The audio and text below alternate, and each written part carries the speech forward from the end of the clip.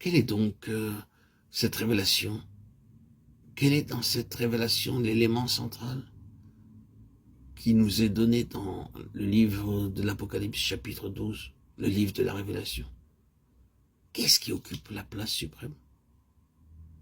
Nous voyons un groupe de rachetés associés avec Christ sur son trône pour avoir vaincu le grand dragon, le serpent ancien, appelé le diable et Satan, celui qui séduit toute la terre, l'accusateur des frères. Dans ce chapitre 12, nous voyons le Seigneur Jésus étant le premier vainqueur, le vainqueur par excellence.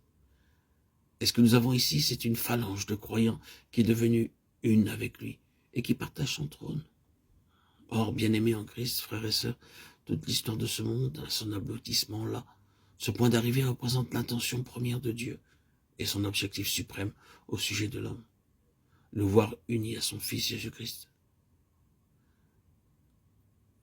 C'est la pensée originelle de Dieu concernant son Fils et concernant ceux qu'il a élus en Christ avant que le monde fût.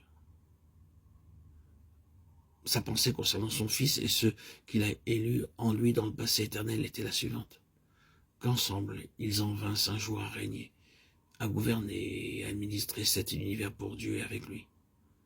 Qu'ensemble ils eussent partie liée avec le trône de Dieu pour l'administration et le gouvernement universel. Cette pensée-là, cette vérité-là est sous-jacente tout au travers des Écritures. C'est sur cet objectif-là que Dieu a son cœur.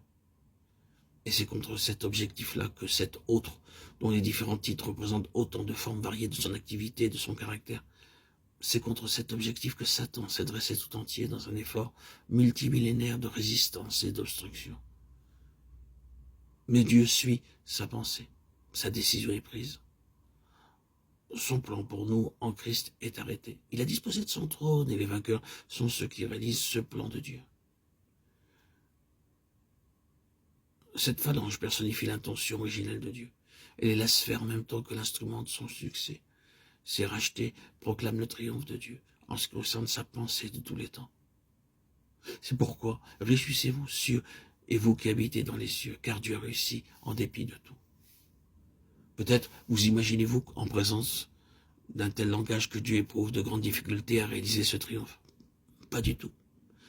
Si vous voulez trancher ce problème du haut de son infini, il anéantirait d'un souffle tous les obstacles. Mais c'est par l'organe de l'homme qu'il a voulu arriver à ses fins. Par l'homme et pour l'homme. Et cela représente une terrible bataille. Voyez maintenant ce que nous avons ici.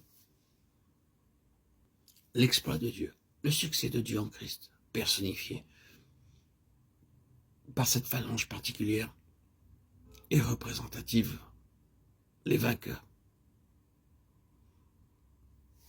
Par rapport à ce facteur central, tout le reste du récit se trouve dans une position de relation.